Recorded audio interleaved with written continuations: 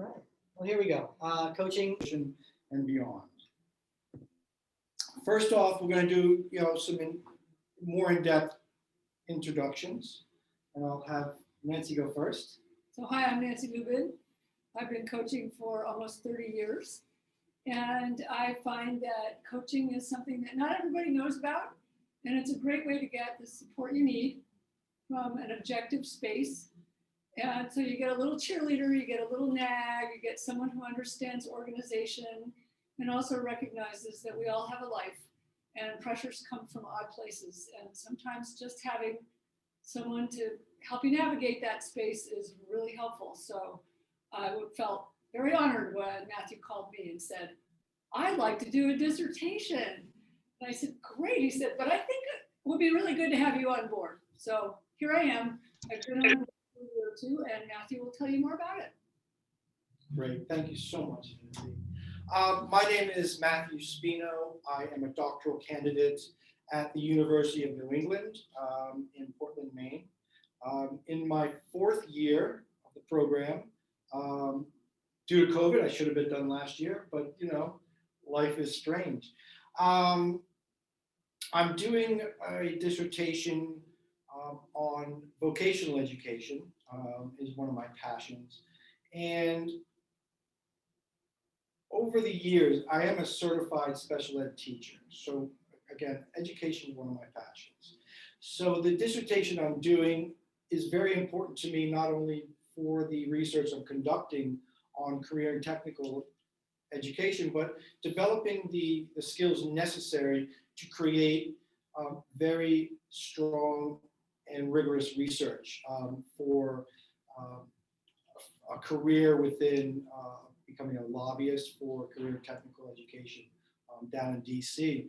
So, and we'll kind of go through that in terms of the coaching and what we've done, not just to work on this dissertation, but to entertain what's going to happen afterwards, because life moves on and there's always more things to do with life. So I think that in a nutshell is who I am.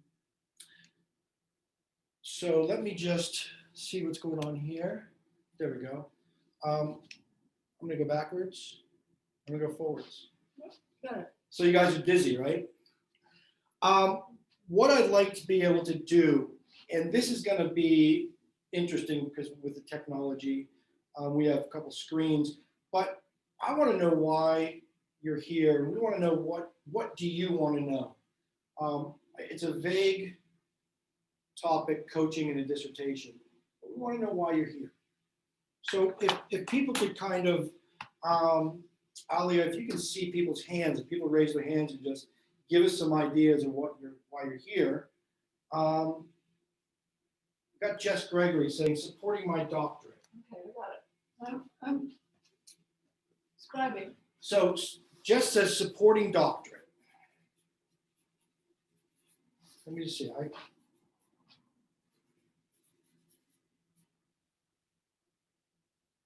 Let me just see if I can see the chat. I'm sure that. I'm monitoring the chat as well for you. Okay, yeah, I've got the chat in there, so it's up right now. Jess Gregory, thanks so much for that. Basically to support her doctoral students even better. So that says support Yep, my students better. Supporting students better. Bethany, thank you, Bethany. She's looking for tips to support students in the process. Lisa, thank you so much for that. Keep myself motivated to finish the dissertation while fully engaged in my job as a school principal. Okay, can I repeat that? Motivation? Motivation to finish. To finish, okay, got it. While life happens. While life happens.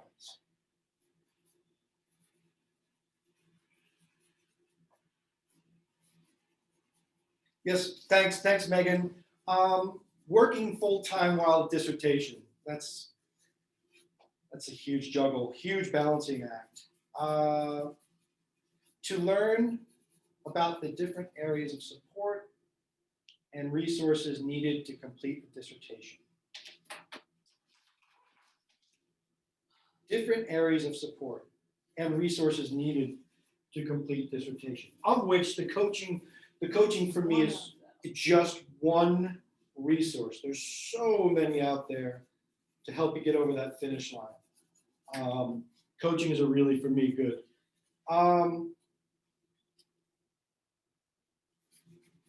I just passed my first comps exam, and I find out if I pass my second on the 5th. Woohoo! I want to hit the ground running on my proposal. There you go. Hit the ground running. Go figure.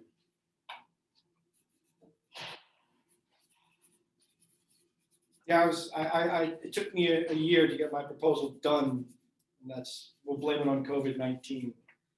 Other priorities did happen. That was great. Okay, so I'm going to close that real quick. Yeah. So why are you here, and what do you want to know? I mean, these are some great things. Supporting a doctoral, supporting students, tips to support the process. Oh, you have a life, you work full-time too? No, I don't, I'm independently wealthy. But most people are working full-time when you're doing a dissertation. By the time you get to working on things like that, they are working full-time, and often people have families as well. So life gets in the way, and my project with you has been I'm not a real believer in balance, but I am a believer in making sure that you're taking everything into consideration, and over time, sort of averaging out, making sure what needs to have attention gets attention. Yeah. And a lot of people out there who are doctoral students or work with doctoral students know that sometimes we are so eyeballs deep in a specific part of our dissertation, be it literature review, chapter 3, I can't stand chapter 3, that I can't see what else is out there. So the coaching model really helps me. Yeah, areas of support. I mean, I think that's really great. And we may come back to that. The next slide you're going to see, okay, is I'm sure that, let me see. I want you to kind of look at that. Alia, you guys can see that little highlight, correct? Yeah. Which little highlight? I'm doing a circle, like a, I can see your mouse. yeah, okay. So if you kind of look at the top, you got a bunch of rocks on top of a mountain. And this thing you see on the left hand of your screen, there's going to be kind of like a slow incline.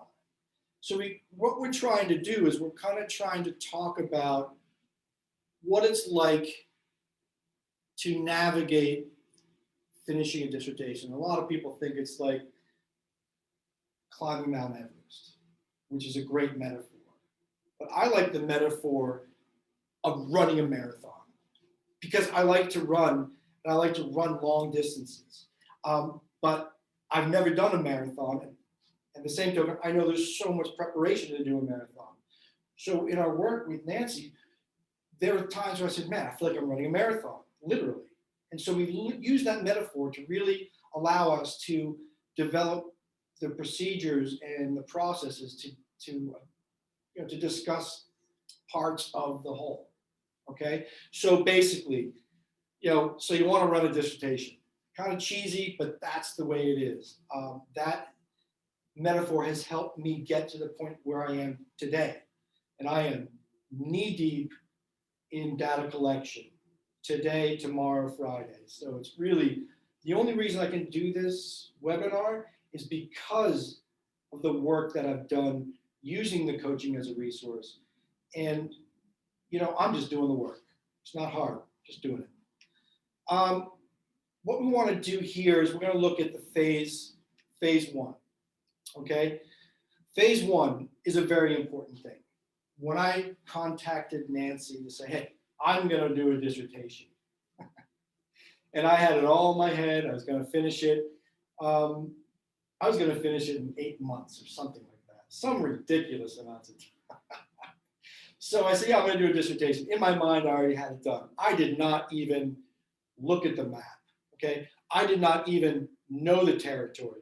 I had no idea what the conditions are like.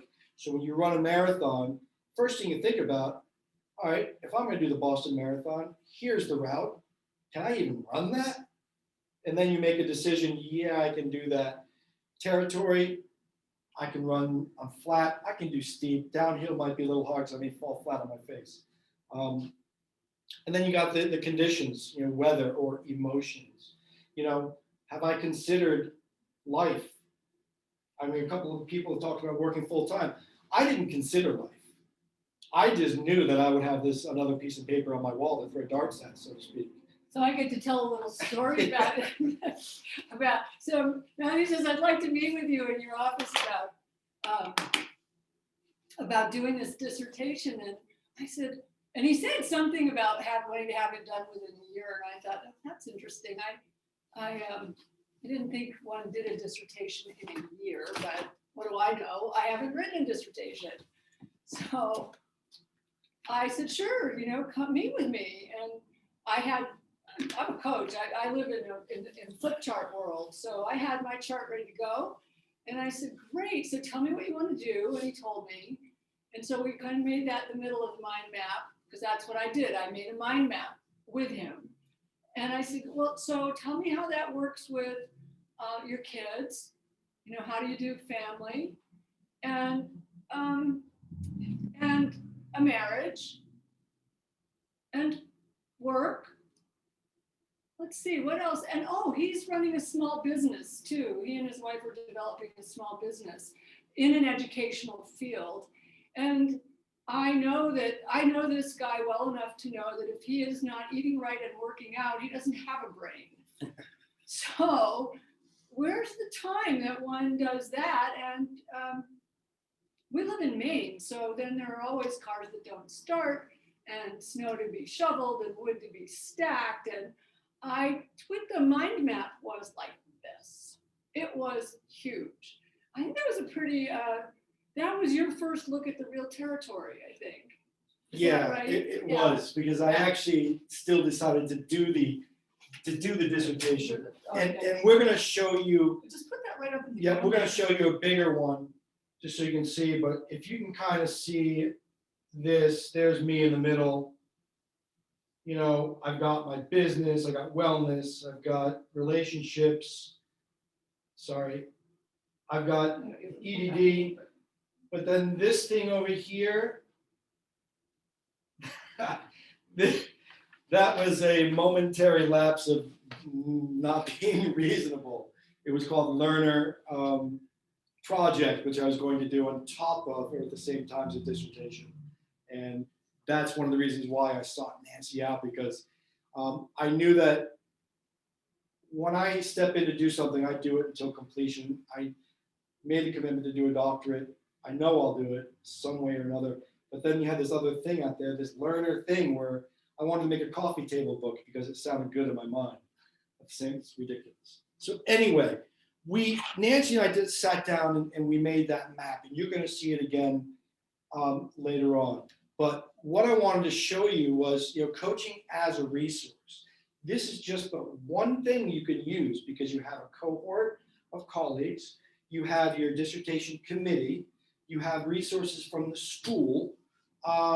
If you have special learning differences, you're going to have accommodations in that sense. So as a resource, I sought Nancy out to discuss. And I had no idea what I was discussing at that moment in time. But this is the first thing she asked me, what's on your plate? So that's where that mind map, that's where that big mind map came in, is what else is on your plate? What else will you have to pay attention to? And I know for all of us, I mean, our neurology varies, but all of us have times when we focus better, and some of us have better habits about managing. I say you don't manage time, you manage yourself in relationship to time. But how does your neurology work? What are your strengths? What are your deficits? Where do you need support? I feel like as a coach, I'm, again, a bit of a nag with the questions. How are you going to do that? How much time is it going to take? Where are you going to find time to do that? What kind of habits do you need to support that? So that's the constant. I mean, I am so surprised that several years in, we are still talking about, sounds like you lost some attention there. How do you re-regulate around making sure that this next piece gets done on time, or, oh my gosh, early, a little early, so you can read it a second time before you submit it. Yeah, that, what's on your plate, just to kind of backtrack on that, it's a wonderful thing that Nancy brought to my attention was when you have a draft, have someone look at it. I never did that before. Never. I have learning differences, dyslexia. I would write a paper once after thinking about it, and I would, however long it would take, 3 hours, 5 hours, whatever, I would sit down, write it, and hit send. I would never in my life proofread or edit. I just couldn't be bothered. But that's one habit that we've created through this, was the ability to approach a space where I can edit, where I can proofread. And that's something now I do, thankfully. So what's on my plate? Like Nancy said, family, a business, work, dissertation. I mean, let's add COVID to that now, right? So we have this thing where we're talking about assumptions.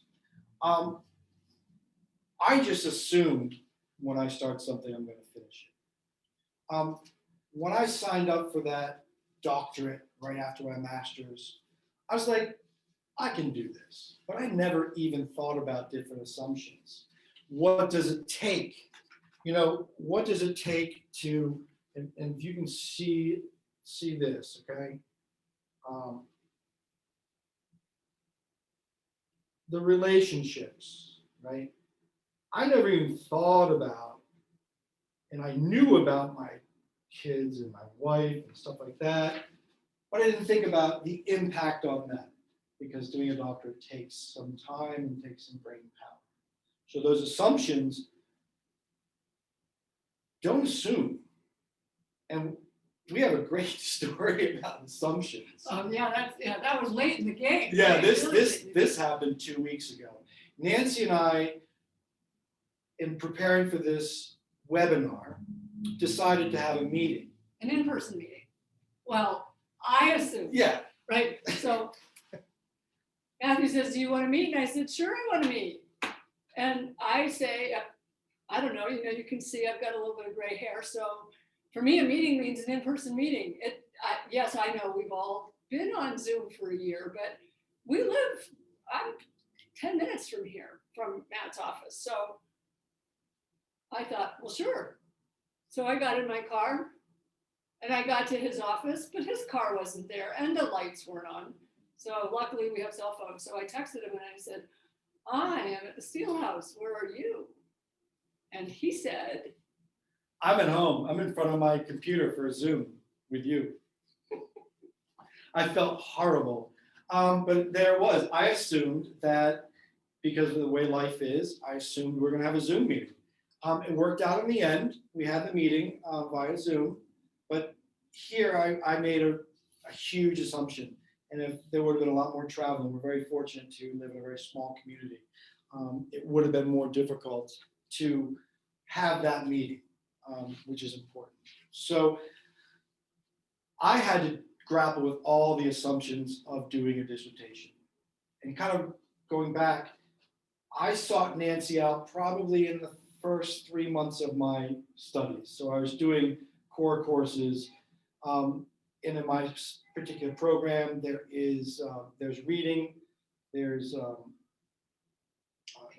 papers, there's posting on a group, very specific times to get things done, deadlines. Another thing that, hold on here, is objective support is what coaching can offer and offers me. Could you say something about the objective support? Yeah. So the way I see objective support is that your best friend has a desire for a certain outcome. your business partner, your life partner, your boss, anyone else in your environment that it's possible that they could be really helpful to you in many, many ways. But for me, the objectivity is I get to ask the questions. My client, and in this case, Matthew, gets to decide to do it or not do it, and it's on him. If he doesn't do it, it's not changing my life, it's changing his life. So all of what I bring to the table is from a place of having no agenda for him other than to support him to do what he says he wants to do, not necessarily what I think he ought to do. So that's where the objective part comes in. Yeah. And for me, that's what really has helped out and continues to help out daily, because I know I have that resource on the shelf when I need it. And it almost becomes automatic, but sometimes it doesn't. Sometimes. Well, you call me and Yeah. you say you have something you want to accomplish, and Yeah. I ask questions and you go, oh, right, because you're busy, your mind is busy, Yeah. you've been distracted either with life, Yeah. whatever life puts in your way. Yeah, so it's all a training in terms of how to deal with that. So kind of a case in point, like right now, we're giving this webinar from 1 to 2:30. I have a data collection interview 2 hours after this. I have data collection tomorrow. I had one yesterday, I have one next day. I've got my kids to deal with, but and again, I keep going back to that because of this structure, because of that objective support and those assumptions I looked at, I feel confident that I can do this work because that's all it is. It's not hard, it's not easy, it's my work. So you've got habits Yeah. that you've put into place, which I think we should talk about, but Yeah. maybe we should see if anyone has a question or two, just Yeah. to clarify. Does anybody have any questions at all up to now? If you do, feel free to raise your hand or to write in the chat or just unmute yourself and speak.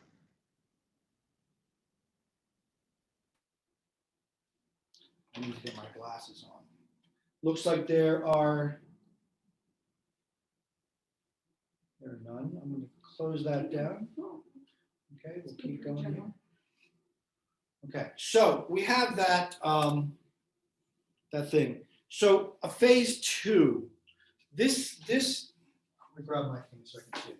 The phase 2, in terms of developing my dissertation, but phase 2 of a marathon, you're just not going to get up and run 26 miles. I'm sorry.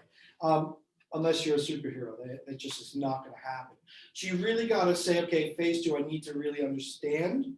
I know what the course looks like. I know how steep it is or where the inclines are. I know that I have the desire to run, but let's train.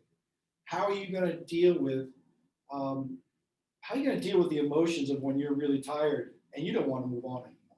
How are you going to get ready for things that are coming around the corner and things like that? That is really the foundation of the work that we do. It's body, mind, and spirit. It's the foundation of what's going to allow me to exert the energy to complete the steps of a dissertation. Chapter 1, 2, and 3, proposal, data collection, chapter 3 for explication, and then tie it all together, and then submit it, defend it, and then call me doctor.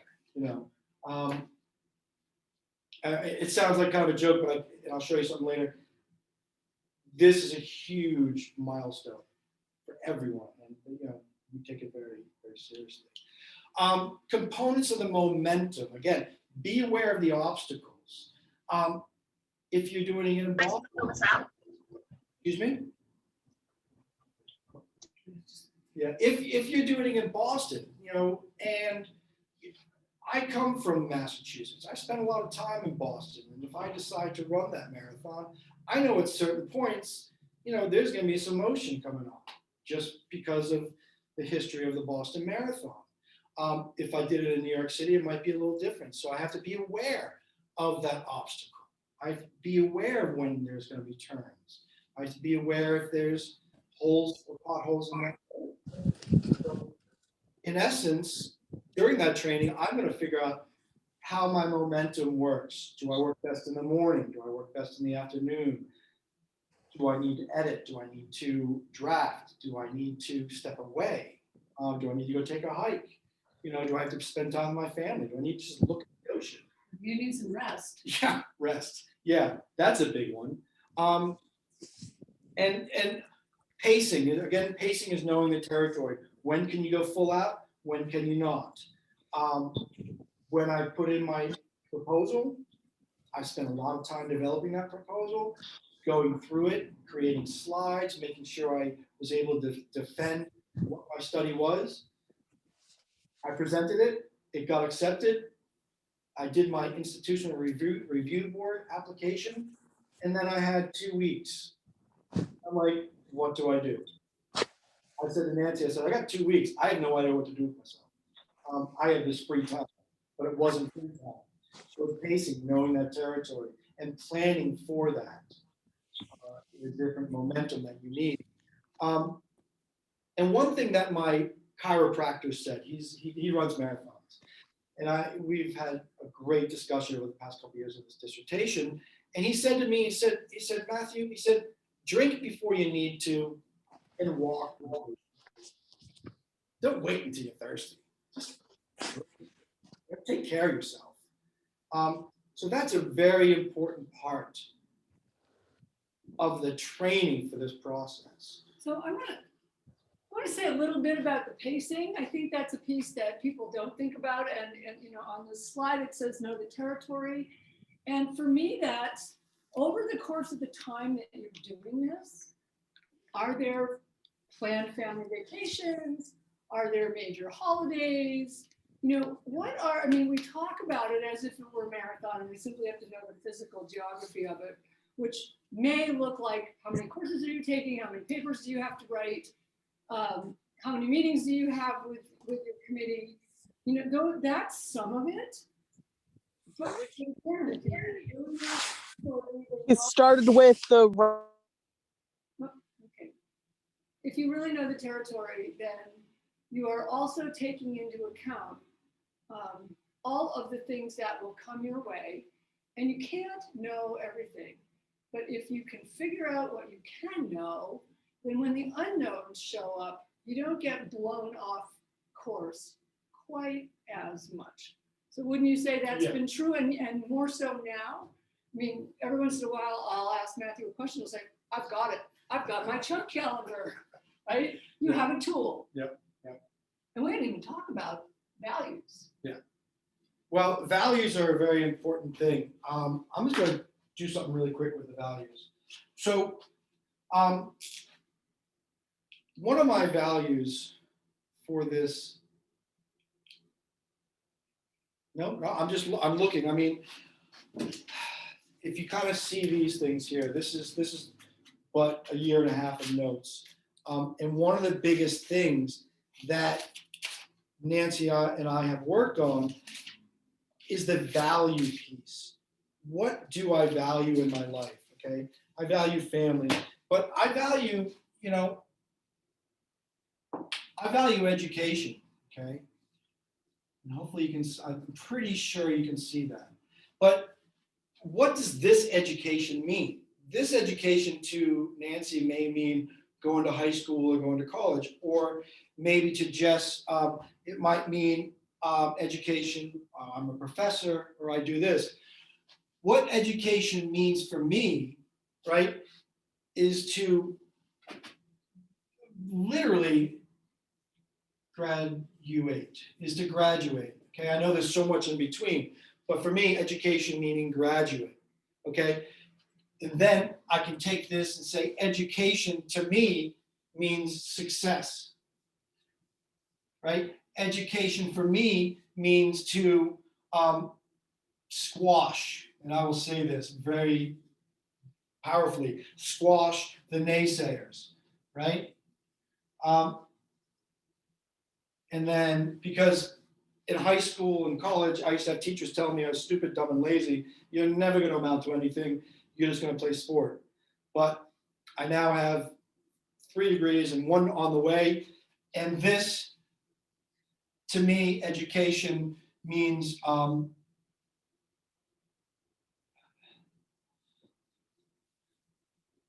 accept who I am, and I accept the obstacles I always have to go to do something in learning and education, spelling, writing.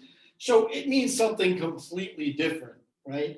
So this has changed over the years. And of course, I looked at that, I just, I accept my success because, I deserve it, to be honest with you. So that, the process, So talk about how that, oh, sorry. that's all right, but I really want you to talk about how knowing that success is important to you. Yeah. And that self-acceptance is important to you. How does that ground you? Like when you're discouraged or you're off track, how does that pull you back? Well, it pulls me back because I think of the journey I've had in education. I think of the journey of people telling me I can't do it. So it brings me back to say that I accept that success because I know I'm going to work hard. So I will be able to say to myself, you know what? You have great worth. You know what you're doing. You have these great pieces of paper, but you actually created something. And you can contribute. Yeah, and I can contribute. I can do lobby work in DC to start, hopefully our congressmen and women will be able to give some money to vocational education if I have anything to do with it. So this values piece is very important. I'm just looking at the time and thinking that I just. Well, you've done mind map, it's good to talk about your chunk calendar as one of your tools. Well, I'm going to, bear with me, guys and gals. All right, let me just get this over. Okay, so we have other resources on here. We have this thing called the parking lot. Yep, I don't know for my. A whole bunch of calendars out here. Oh, there we go. So we have this thing called the parking lot up here. Big rocks first, chunk calendar. I want to kind of speak to this chunk calendar because Nancy did talk about it. Because there's only so many times in a day. And we developed this, there's this thing, and I'm going to put this right here so you can kind of see. There's days, there's times, and stuff like that. So I'm just going to kind of put something up here, and I'm pretty sure you guys are going to be able to see it. Bear with me. So I knew in July of this year that I was losing. I didn't know if I was coming or going. So I had to reaffirm my assumptions. I had to figure out what I valued, because I know I valued doing this dissertation. So even though I claim to have a photographic memory, that I was able to remember exactly what I needed to do, but forget about it. I had to go back to basics. If you can kind of see this. How good can you see this? Alia, can you see these pieces of paper up there, or should I move my camera? Move your camera. I mean, we can, like, it's unclear what's on them. Just, Yep. Yep. So, The color change that they need to see. yeah. So you can kind of see this right here, right? I'm going to do this. Okay, so you can kind of see all the different colors, right? That's July 22nd. This is July 27th. I'm getting back into developing what I have to do. Each color has a specific thing. Okay, this one right here, I started to realize, man, I have no time. Oh my God. Okay, the orange stuff is when I can do a dissertation. Okay, here's another one. Oh my God, I started coloring in over my dissertation because things came up, I assumed. So let's put this back here. Yeah. So basically, using these chunk calendars was allowing me to dispel those assumptions, come back and get just regrounded, refound, just so I could work on that presentation, that proposal presentation, just get it out of my hair. Because COVID-19 hit and I made the conscious decision to pull back tags so I could work as a school board member to make sure that we had safe schools, kids were getting food and stuff like that. That was more important than what I was doing. I'm not that important. My doctorate is really not that important when it comes to my community, and so forth. So we have these other, you saw the chunk calendar, okay? The mind mapping will kind of come up and we'll We show. talked about. Yeah. Some, just how to make a mind map, but most people know that. I mean, because mind maps are really, Well, it helps you see the big picture. Yeah. the big picture is the key. Big rocks first. All right. You see a river and you see a big rock, you can go and you see a small rock, just go for the big one because that's going to have the biggest obstacle. Wouldn't you say? Yes, and I don't know if how many of you have heard the story about, it has to do with time and energy management around, with a guy standing in front of a Coca-Cola executive, as I recall. This is probably from before most of you were out of who knows what, but back in the 80s and 90s, there was a story about a jar at the front of the room and someone asking about, could you get everything that was in front of you into the jar? And people were like, absolutely not. And ultimately the guy puts the big rocks in first, and then he puts in the smaller stones, and then he puts in the gravel, and then he puts in the sand, and lo and behold, he can still put water in it. So that's the idea, that if you don't put the big rocks in first, they don't get taken care of. And if you don't watch the big rocks in the river, then you end up hitting them. So one way or the other, you've got to think about what are the big rocks and what's critically important to take care of. That's the big idea here. And what comes right up with that is when you get really excited about something, and what do I say to Matthew? Are you working on that, or does that need to go in the parking lot? So why don't you talk about your parking lot? Yeah, the parking lot is a very important thing. Okay, let me just put these calendars away. Okay. When I do research, there are times where I go down a rabbit hole like most people. When I was first trying to figure out this dissertation, I went down a rabbit hole for about 2 months chasing theory. Okay, it sounded good, and I know I could have made that theory work, but my dissertation chair basically said, "What are you, crazy? You need to find something different." So, and she said to me, she goes, "You can do this, but wait until you get paid to do it." So the parking lot basically is just something very, very simple. So say I'm working on, my dissertation is about the lived experience of rural CTE teachers as members of the secondary education teaching corps in the United States. Okay, so I'm coming up across a lot of different things. It's a very specific topic, learning about the lived experience. So if I'm doing my research and I come across the development of how brand new school buildings are conducive to providing great learning environments, which will raise achievement, to me, in my mind, that thinks, because I want to lobby, that's money. I see dollar signs. So I'm like, okay, let me follow that up to talk to this person or talk to that person. So I don't have the time for that. So I'll put it in the parking lot. Okay. I will go like this. I'll go money. Okay. And, I will do school So for me, I know exactly what that is. That's money, that's school building. I know what that is. I can follow that. A parking lot would be, man, I would really like to take this time to understand how we're developing the teacher contract for one of the school boards I'm on.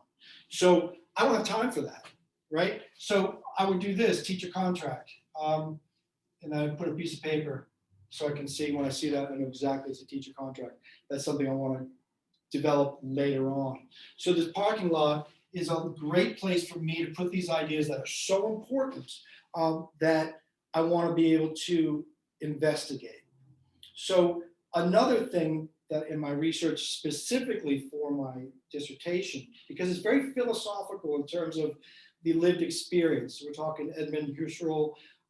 You can even go back to Aristotle, but there's one thing, and I've been looking at this book for the past couple of months, and actually it sits in different places in my house. It's very thick. It is Jean-Paul Sartre. I don't even know the name of the book, but it's huge. You guys probably know it. But there's this thing where he talks about this.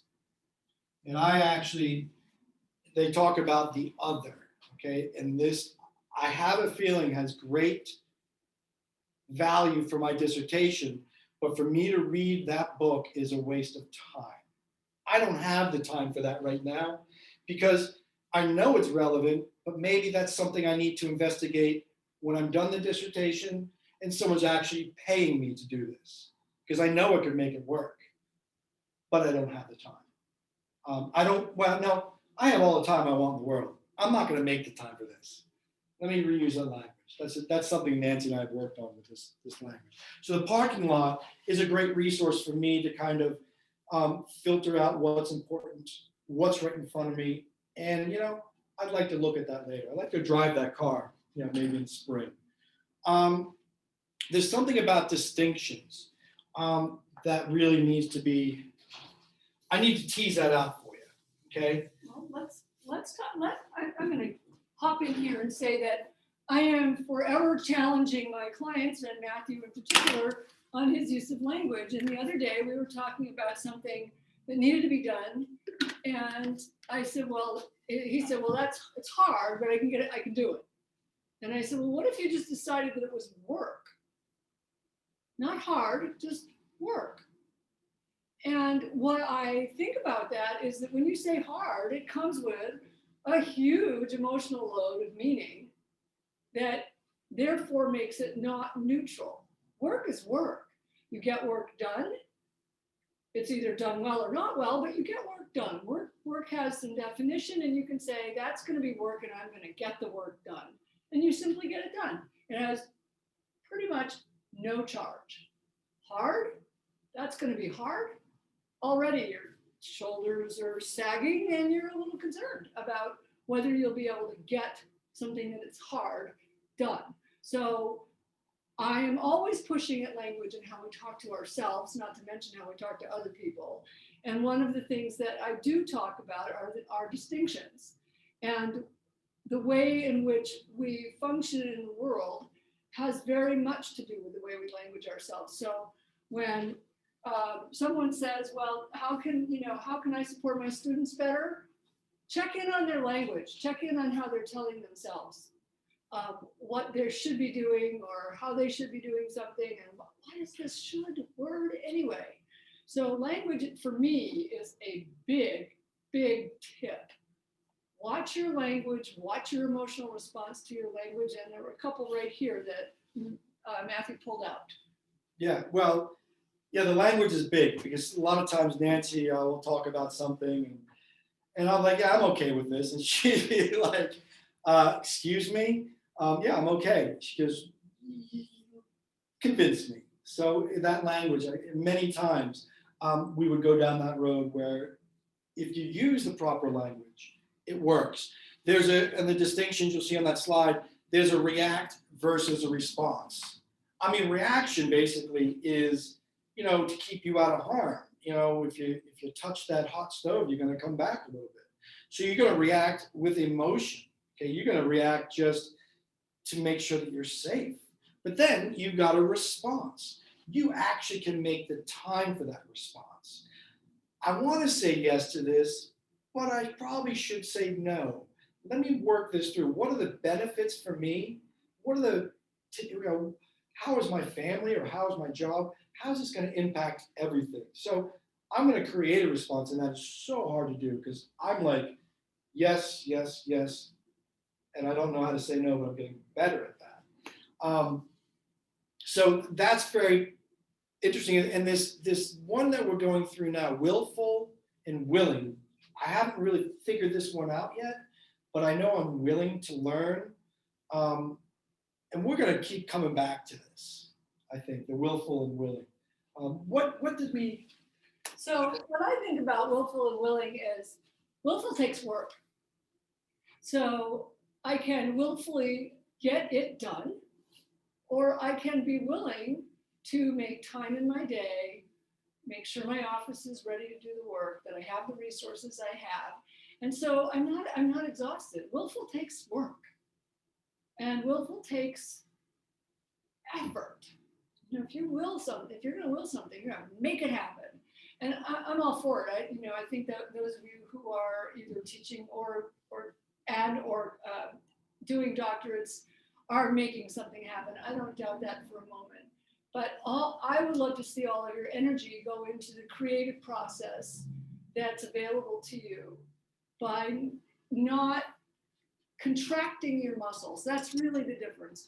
When you're willful, you're contracting your muscles and you're using energy and you're rigid, you're not flexible. And when you're willing, you're open.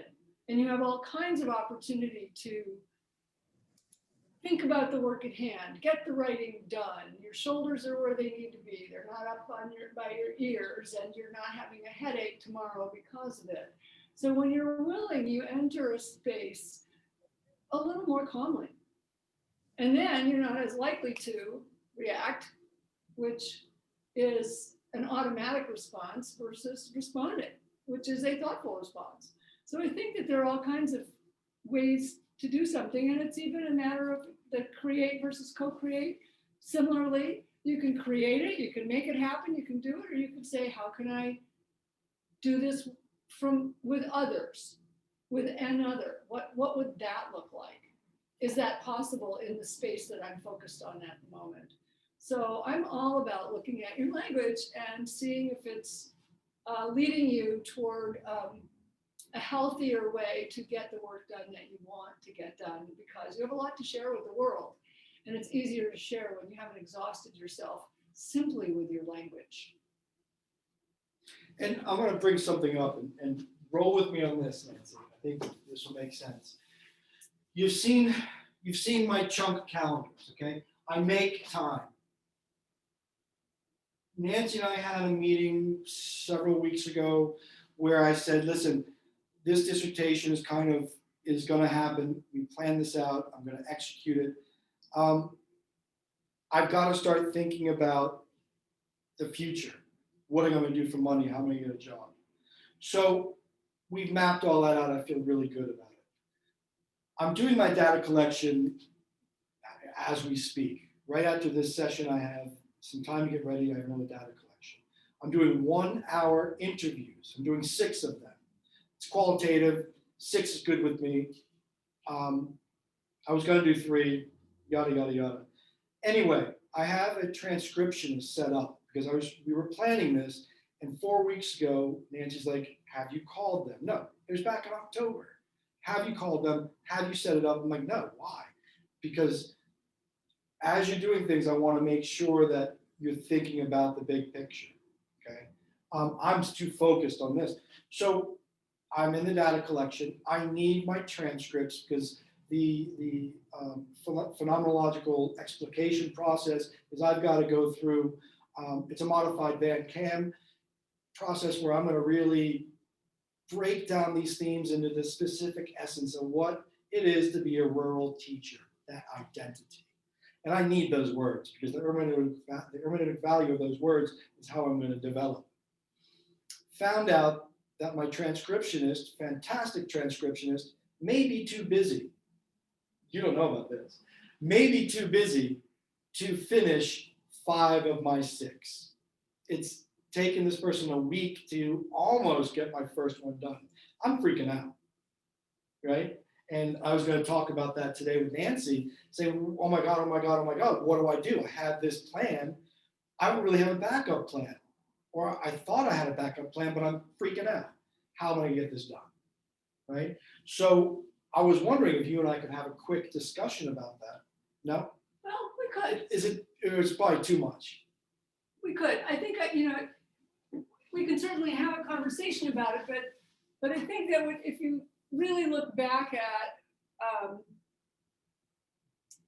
a conversation, I was thinking I would rather focus on when you put in your he put in his IRB, he had 2 weeks when he said, I don't have anything to do. And I said, oh, really? Nothing? You really have nothing to do? Have you written the emails asking for your interviews? Have you? Yeah, We had a whole series of questions. I can't remember all of them now because I'm not in his life.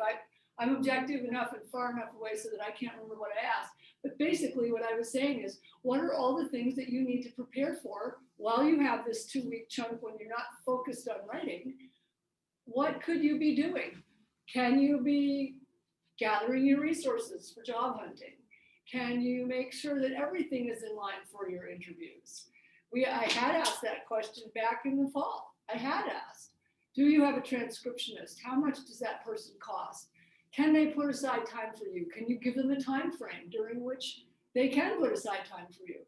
I don't know what happened with this particular interaction, but what I know is that one of the conversations we will be having is what are the next steps?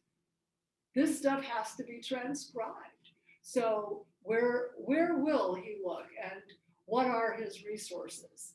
And I think sometimes those resources are in a parking lot.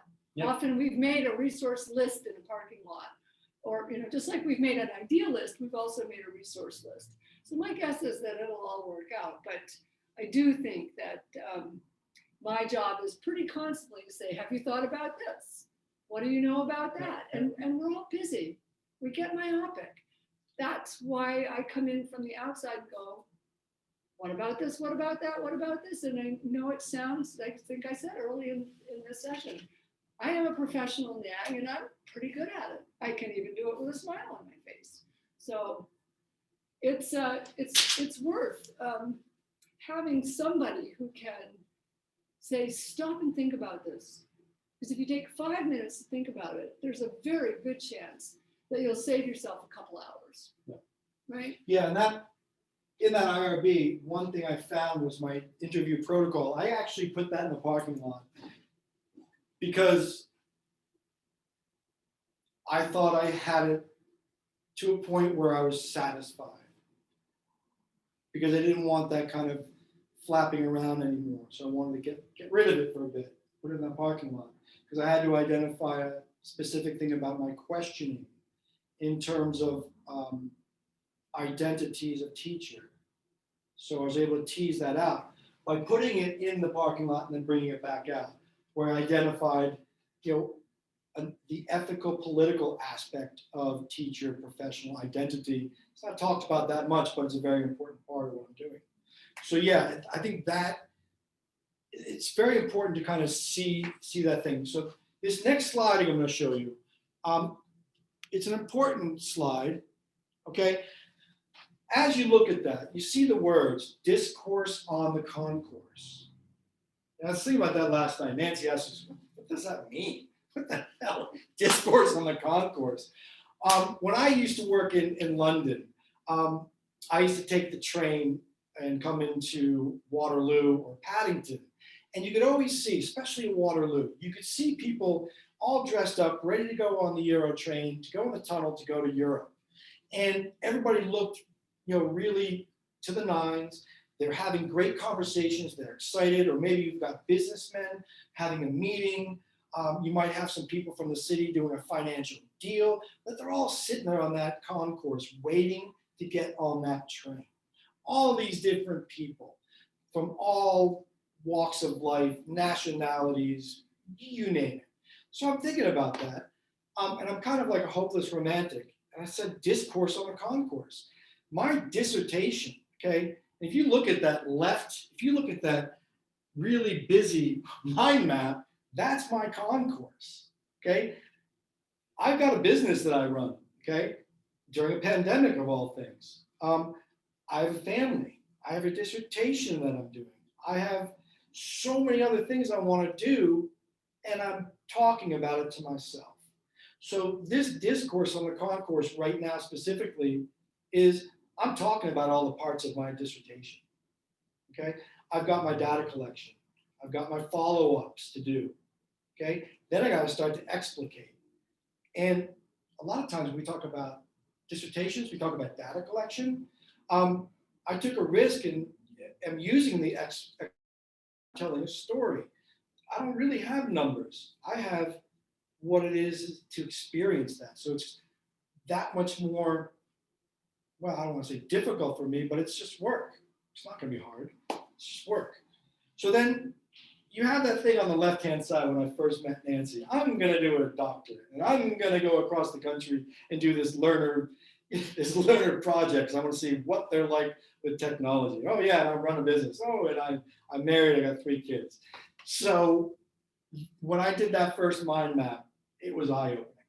Okay, there was a lot of stuff on there. And then over the years and over the months, I started, ebbing and flowing. Oh my God, I can't do this. Oh yeah, I can do this. Oh, I can't do this. And all these different things. So then that middle piece of paper, I wrote Dr. Matthew Spino, MSED. That's when it became real. That's when it became real. And then what I did was I looked at that mind map, and that first mind map, to me, I was making it hard on myself. It was really hard because I had so much to do. But now I've got that one on the right, and it's actually just work. I get up and I row. Yeah, I have these habits. I row. I got momentum. I have a business. I'm doing a doctorate. I have a family, and I have an old farmhouse that I'm fixing. It works. So it's very important to kind of look at that process. For me, it has allowed me to get to the point, to get to right now, where I was able to say yes to a webinar. I was able to say yes to an IEP for one of my students. I was able to say yes to 4 interviews, and I was actually able to say yes. My transcriptionist may bail on me. How am I going to respond? So it's really, for me, it has given me the tool necessary to tie up these loose ends that aren't taken care of with my cohort, which we speak every week, or my dissertation committee, or the school special needs department to help me with accommodations and stuff like that. So I want to go back to the questions you asked at the beginning, supporting your doctorate. I'm having trouble figuring out the camera. I have to admit on the flip chart. You want to put it in the middle? Yeah. So tips for supporting your doctorate process, motivation to complete and finish while working full time. This one was while working as a principal, I think, of a school. Yeah. And areas of support for completing a dissertation. And what does it mean to hit the ground running? Well, I'll start from the bottom up and say, I hope we've answered the question of hitting the ground running. Make sure you've got all of your support in place, whatever that support looks like. Make sure you know what all of the areas of your life that need attention on a regular basis are. And sometimes you can delegate some of it, and sometimes you simply have to do it. So hitting the ground running means looking at that map. Looking at the map and knowing what the territory is ahead of you. You can't know it all, but there is some of it you can know. Depending on the kind of dissertation you're doing, I would assume that there are things you could know. How much time your research could take, how much time your writing might take. I mean, obviously you can't know it to the minute or know it even to the week or the day, but you should know by the month how many months you're going to need to do something, and make sure that you didn't make another commitment when you still were writing your dissertation. So those areas of support, I think they're personal, but I would say look at the parts of your life that require, and sometimes the support, I know we talk a lot about neurology. That's our conversation because it's one of the things that is a challenge for Matthew, is his particular neurology means that he has to work in a certain way. So that's an area of support that he needed to look at. While working full time and the motivation to finish, I think the motivation, truthfully, is always your values. What does it mean to you to have completed it? And what will it mean to the world that you got this work done? I'm assuming that if you're in the education profession, you have a huge value for contribution. And how do you want to contribute? And if having this doctoral dissertation done means that you get to contribute in a better way, or a way that you think is more fully expressed, hopefully that is the foundation for your motivation to complete it. Finding the time, making the time, creating the space to get it done. All I can say is find the support that works for you. Yeah. And supporting your students better, I'm imagining that you're already asking a lot of great questions. My question is, where's your attention? How long is your focus? Do you need to change the way you're doing the work you're doing? Because I know that I've got clients who can work for 2 or 3 hours straight and say they've gotten a good day's work done, and other clients that can work for 45 minutes at a clip. They need to take a break and they go back for 45 minutes at a clip. So it's that pacing. People really, and so again, with your students, if you're supporting your students, I would suggest that you ask your student what kind of support they need. I know when someone asks me what kind of support I need, I feel valued and I feel heard, because one thing that, there are things that are really important to me that another student would care less about. So everybody needs a different kind of support, and when you can be their best support because they tell you how to do it, I know it seems silly, but that's one of the first rules of coaching as a manager, is that managers ask the people they supervise, how would you like to be supervised? Because we're better at it when someone tells us how they want to be taken care of. So I don't know if we've answered all of your questions, but if you have any more questions, we'd love to hear them. We try to answer them, but also we'd love to know what your takeaways are. Is there anything that you might have, one thing that you might have gotten out of today that you'd like to highlight? Yeah, I think it's important because the coaching process, I want to be the best Matt that I can be, but I also want to be the best educator I want to be, in this process is helping me do that. We want to thank you again for making the time to spend with us, and how lucky are we to be able to share what we do together with you, with the hopes that, maybe something will light up, maybe something you'll take away that think, wait a second, I can do this. Let me look at this. Let me look at some resources that are out there. We cannot direct the wind, but we can adjust the sails. Very apropos, because I told you I was going to do this. I wonder if you guys can see this. If I move this screen, you can kind of see, I think, a little bit. Yep, we're on the coast of Maine. And from what I gather, John Travolta has a house for sale for only $2.5 million. $2.5 million, 20 bedrooms. I'm not going to get a cut. But again, thank you very much for showing up. I'd like to know if they have anything, if any other questions or takeaways. Yeah, so let me just finish just sharing here. All right, I need my glasses. So you guys have the wrong, so Alia, I'm sharing, I need to get the share out of there. Yep. You guys want to see that. Okay. All right. This is where it kind of gets Okay. So Ali, do you see one of my screens or? Yeah, I still see your PowerPoint. Yeah, well, as I do with this, let's see if we can get some people that wanna, oh, wait a second, there we go. I wonder if there's any questions that we can answer and stuff like that at this moment.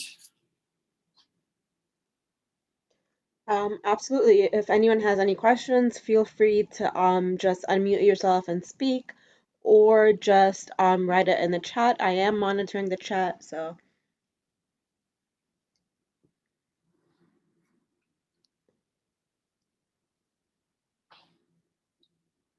Again, I'll do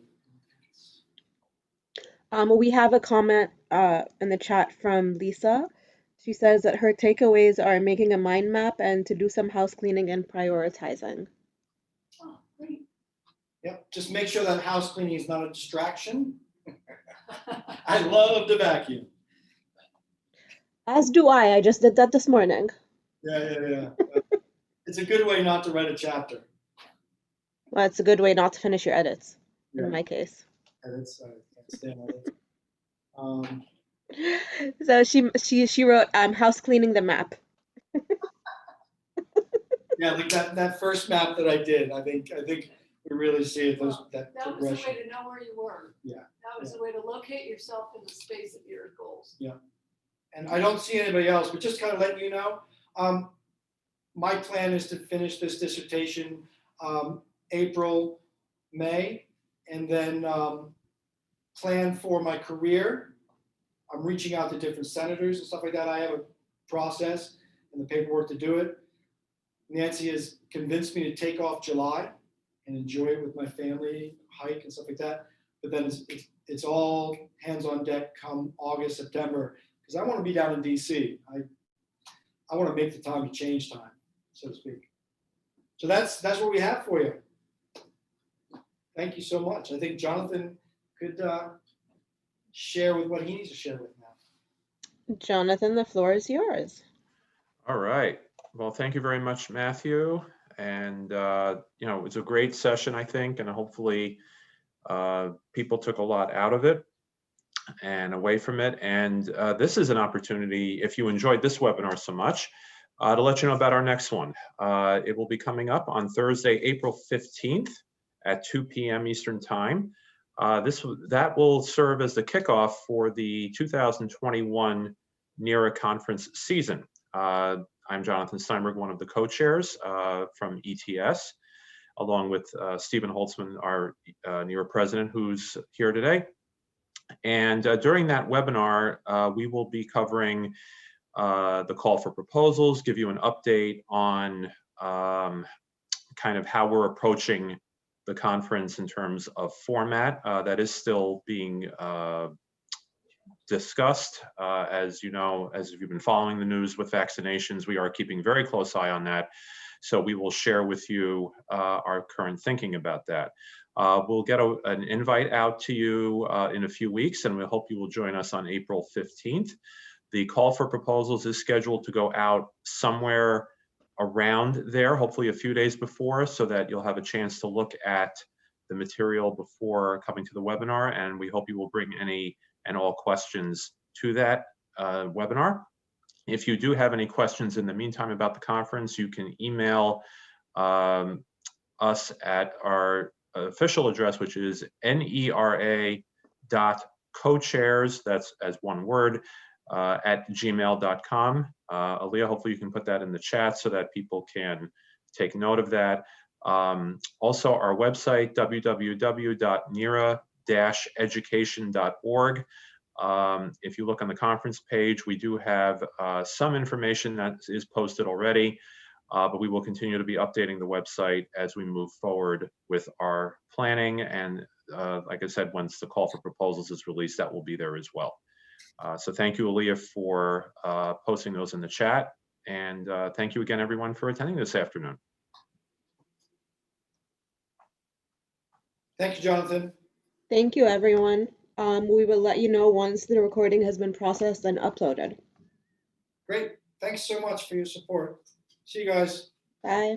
Bye.